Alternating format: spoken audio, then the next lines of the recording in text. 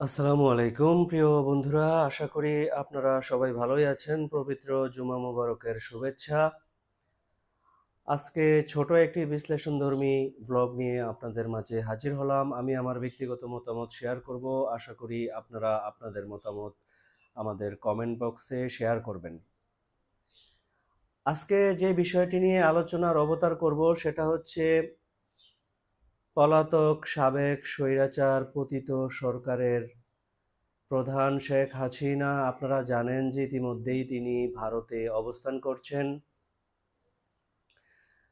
আমরা ওনার সাথে ওনার একজন দলীয় নেতা কামরাঙ্গীরচর এলাকার জনাব তানভীরের সাথে একটি ভাইরাল কথোপকথন অনলাইন মিডিয়ায় শুনতে পাচ্ছি। বিভিন্ন প্রধান ধারার পত্রিকাগুলিতেও সে খবরটি এসেছে, কিংবা ইউটিউবের কল্যাণে সেখানে আমরা লিকৃত সেই ভাইরাল নিউজটি বা ভয়েসটি শুনতে পেলাম। প্রথমে এই বিষয়ে আমার মতামত হচ্ছে, আসলে বাংলাদেশ থেকে পালিয়ে যাওয়া বা বাংলাদেশকে বর্তমানে অস্থিতিশীল করতে পারে এরকম একজন সরকার প্রধানের একটি বক্তব্য প্রধান প্রধান দৈনিক কিংবা প্রধান প্রধান দৈনিকগুলির ইউটিউব চ্যানেল এইগুলিতে আসলে এই রকম ফলাও করে আসাটা ঠিক নাকি ঠিক না? এটা কি আসলে লিক হয়েছে, নাকি উদ্দেশ্যমূলকভাবে এইরকম বক্তব্য সোশ্যাল মিডিয়ায় ছড়িয়ে দেওয়া হয়েছে?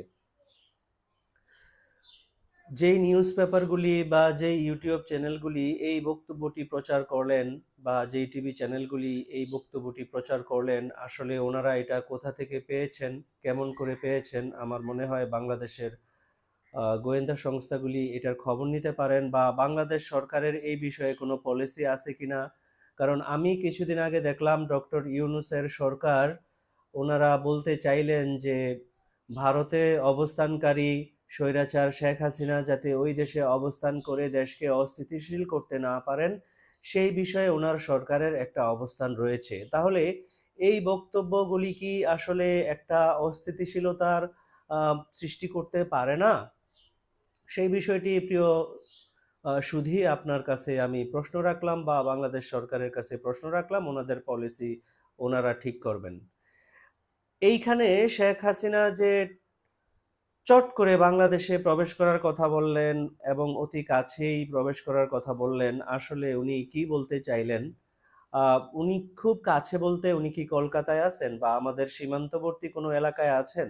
বাংলাদেশ যখন কোনো কারণে খুব অস্থিতিশীল হয়ে যাবে, বা আমাদের কোনো বহিঃশত্রু যদি আমাদের দেশকে আক্রান্ত করে ওনাকে ক্ষমতায় আনার মতো একটা পরিবেশ পরিস্থিতি বা দেশীয় শক্তি যদি এই কাজটা করতে পারে, তাহলে কি উনি চট করে দেশে চলে আসবেন? আসলে ব্যক্তিগতভাবে আমার বিশ্লেষণ হচ্ছে, আমার মতামত হচ্ছে, আমি ভুল হতে পারি, আপনারা হয়তো সঠিক জানতে পারেন, আমাকে জানিয়ে বাধিত করবেন। সেটা হচ্ছে যে আমার মনে হয় না উনি চট করে ঢুকে পড়বেন। কারণটা হচ্ছে, উনি তো এই দেশ থেকে পালিয়ে গেছেন বা পালাতে বাধ্য হয়েছেন। এই পর্যায়ে আসলে কি কোনো মানুষ আবারও চট করে দেশে চলে আসার মতো ঝুঁকি নিবেন? কারণ যেখানে বাংলাদেশ সরকার আনঅফিসিয়ালি ওনার উপস্থিতি বাংলাদেশে চাচ্ছেন, যে উনি এই জুলাই অগাস্ট মাসের হত্যাকাণ্ডে ওনার সম্পৃক্ততা কতটুকু, বা ওনাকে বিচারের আওতায় আনা যায় কিনা বা আনবেন কিনা, এই বিষয়ে যখন ওনারা চেষ্টা করতেছেন, স্বাভাবিকভাবেই ঝুঁকি নিয়ে কি উনি এই দেশে প্রবেশ করবেন চট করে? আপনার কি মনে হয়? আমার তো মনে হয় উনি চট করে প্রবেশ করবেন না। যদি না সেই রকম অনুকাল কোনো পরিবেশ পরিস্থিতি বিরাজ করে যে উনি দেশে এসে উনার কোনো বিচার হবে না, তাহলে উনি চট করে প্রবেশ করতেই পারেন। এই দেশে স্বৈরাচার এরশাদ ক্ষমতা পতনের পর উনি কিন্তু দেশ ছেড়ে পালিয়ে যাননি। বিচারের আওতায় এসেছেন, বিচার প্রক্রিয়া চলমান ছিল। খালেদা জিয়া ক্ষমতা থেকে চলে যাওয়ার পরে অসুস্থ অবস্থায় অনুমতি পাননি বিদেশে যাওয়ার। কিন্তু উনি কিন্তু আপস মীমাংসা করে এই দেশ থেকে চলে যান নাই। কিন্তু শেখ হাসিনা বিশেষ পরিবেশ পরিস্থিতিতে উনি কিন্তু দেশ ছেড়ে পালিয়ে গেছেন বা পালাতে বাধ্য হয়েছেন। এই অবস্থায় উনি চট করে প্রবেশ করার আমি কোনো কারণ দেখি না। কিন্তু উনি যদি চট করে প্রবেশ করেন, তাহলে কি হবে? নিশ্চয়ই পরিবেশ পরিস্থিতি সেই রকম থাকবে, তখন উনি চট করে প্রবেশ করবেন। সেই ক্ষেত্রে বর্তমান সরকার এই সরকারকে সমর্থনকারী বা এই সরকারকে নিয়োগ দেওয়া বৈষম্য বিরোধী ছাত্র আন্দোলনের নেতাকর্মী, এইটির সাথে জড়িত হাজার হাজার লাখো লাখো মানুষ যারা এটাকে সমর্থন দিয়েছেন, তাদের কি অবস্থা হবে? তারা কি আবারও নতুন করে আয়না করে প্রবেশ করবেন, না তাদের ভাগ্যে কি হবে আপনারা ভালো জানেন। এই বিষয়ে আমার ব্যক্তিগত মতামত হচ্ছে, আপনারা যারা যেই দল করেন, যেই মত করেন, যে ধর্মীয় দল করেন, যেই অবস্থানে আছেন, জামায়াতে ইসলামী, বিএনপি, বৈষম্য বিরোধী ছাত্র আন্দোলনের নেতাকর্মী, সকল দলের, সকল মতের, সকল পেশাজীবীর যারা যারা এই আন্দোলনে সম্পৃক্ত ছিলেন, যারা যারা এই সরকার পতনে ভূমিকা রেখেছেন, যারা যারা স্বৈরাচার হাসিনা সরকার পতনে ভূমিকা রেখেছেন, তারা অবশ্যই এই জনমত গড়ে তুলুন যে আমরা কি ধরনের একটা সরকার ব্যবস্থায় ছিলাম। আজ আমি আপনাদের সামনে এই যে ইউটিউবে বক্তব্য দিচ্ছি, এই বক্তব্য দেওয়ার সাহস কি আমার গত 15 বছরে ছিল? বা আমার মতো লাখো লক্ষ মানুষের কি ছিল? বা যারা বক্তব্য দিয়েছেন তারা কি হয়রানির শিকার হন নাই? তাদের জীবনের উপরে হুমকি কি আসে নাই? ভবিষ্যতেও যে আসবে না, এটা কি কেউ বলতে পারে? তাহলে যারা এই আন্দোলনের সাথে সম্পৃক্ত ছিলেন, আশা করি তারা এই বিষয়টা নিয়ে সোচ্চার থাকবেন যে কি হয়েছিল গত জুলাই আগস্টে বা গত 15 বছরের সরকারের আমলে, বা এই যে বর্তমান সরকার কাদের আন্দোলনের ফসল।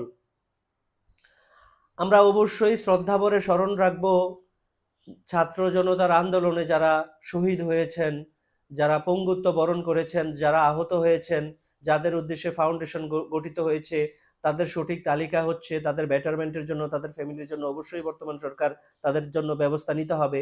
তাদের পরিবারের মধ্যে যারা আছে, উপার্জন ক্ষমতা না থাকলে তাদেরকে মাসে মাসে একটি ভালো সম্মানী ভাতার ব্যবস্থা করতে হবে, যাতে তাদের পরিবার স্বচ্ছন্দে চলতে পারেন। কারণ অনেক উপার্জনকারী ব্যক্তি এই আন্দোলনে তাদের সংসারের মধ্যে একমাত্র উপার্জনক্ষম ব্যক্তি ছিলেন বা উপার্জনক্ষম ব্যক্তি ছিলেন, তারা দুনিয়া থেকে চলে গেছেন। তাহলে এই যে আন্দোলন করলেন, যে আন্দোলনের ফসল বর্তমান সরকার, তারা অবশ্যই এই অসহায় পরিবারগুলির পাশে দাঁড়াবেন। এবং যাদের আন্দোলনের ফলে বর্তমানে এই সরকারটা এসেছে, এই সরকার বলেছে তাদের সমালোচনা করার জন্য, তাদের যে অপরাধ যদি কিছু হয় বা তাদের পলিসিগত ভুল যদি কিছু হয়, তাদের ত্রুটি যদি কিছু হয়, অবশ্যই তাদেরকে সমালোচনা করবেন। ডক্টর ইউনূস বলেছেন যে ওনার দলের যাতে আমরা সবাই সমালোচনা করি, অবশ্যই সমালোচনা করব। কিন্তু যেই ফেসিস্ট সরকার এই দেশ থেকে বিদায় নিয়েছে, এই ধরনের আরেকটা ফেসিস্ট সরকার যাতে এই দেশে না আছে, সেটা যেই দলেরই হোক না কেন, সেটা বিএনপি বা জাতীয় পার্টি বা জামায়াতে ইসলামী বা ছাত্রদের কোনো দলের কোনো সরকারি ক্ষমতায় আসুক না কেন, এই ধরনের একটা সরকার যাতে আমাদেরকে না দেখতে হয়। যেই সম্ভাবনা, যেই আলো আসার ইঙ্গিত দেখা যাচ্ছে, সেই আলো আসার সম্ভাবনা যাতে মিলিয়ে না যায়, এই দেশে যাতে আমার আপনার ভোট দেওয়ার অধিকার থাকে, আমার আপনার মত প্রকাশের অধিকার থাকে, এই দেশ থেকে যাতে বিলিয়ন বিলিয়ন ডলার পাচার হয়ে না চলে যায়, এই দেশে যাতে যাতে কেউ একটা পরিবারের হাতে একটার পর একটা ব্যাংক দখল না হয়ে যায়, এই দেশ থেকে যাতে লাখো লাখো কোটি টাকা পাচার না হয়ে যায়, এই ধরনের একটা সরকার ব্যবস্থা কায়েম থাকুক। কিছু পতিত সরকারের সমর্থনকারী মানুষের দৃষ্টিভঙ্গি আমাকে অবাক করে। আমার কিছু কলিগ আছেন, তারা দেখি যে এখনো সহানুভূতিশীল। অনেকে বলেন যে পতিত সরকারের প্রধান বা তাদের পরিবারের কেউ যদি দুর্নীতির সাথে জড়িত হয়, তাহলে একজন আমার সহকর্মী বলেছেন তিনি কান কেটে এই দলের প্রতি সমর্থন প্রত্যাহার করবেন। তো বিষয়টা হলো, আপনি একজন বিজ্ঞ মানুষ, আপনার সাথে আমি সবসময় তর্কে যেতে পারি না। আপনি বা আপনার মতো যারা আছেন, তারা নিজের উদ্যোগে দয়া করে কিছু খোঁজখবর নিন। আপনার পছন্দের সরকার প্রধান বা পছন্দের ব্যক্তি বা পছন্দের ব্যক্তির পরিবার, তারা কি কি দুর্নীতির সাথে জড়িত আছেন, দেশি বিদেশি আন্তর্জাতিক যে গণমাধ্যমগুলি আছে, এগুলির প্রতিবেদনগুলি আমলে নিন। আপনি আপনার মতো করে তদন্ত করে দেখুন। আপনার ভালোবাসার যে দলটি দলান্ধ না হয়ে আপনি খুঁজে বের করার চেষ্টা করুন তারা কি কি অপকর্মের সাথে জড়িত ছিল, তাহলেই তো আপনি উত্তর পেয়ে যাবেন। আশা করি আপনার ভুল ভাঙবে, প্রিয় কলিগ।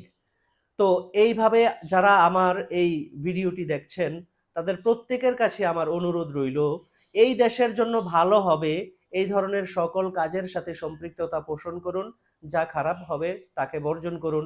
আসুন আমরা একটা উন্নত দেশ গঠনের জন্য আমাদের সামান্যতম যার যেই ভূমিকাটা নেওয়ার দরকার, কেউ ফেসবুকে অ্যাক্টিভিজম চালাবো, কেউ ইউটিউবে বক্তব্য বানাবো, কেউ রাজনীতি করব, কেউ মানুষের জন্য সমাজ সেবা করব। আমরা আমাদের পক্ষ থেকে যার যতটুকু সম্ভব ততটুকু এই দেশের জন্য কিছু করি। আপনারা জানেন যে বিন্দু বিন্দু জল নিয়েই একটা মহাসাগর গঠিত হয়। আপনারা সুস্থ থাকুন, ভালো থাকুন, আপনাদের সুস্বাস্থ্য কামনা করছি।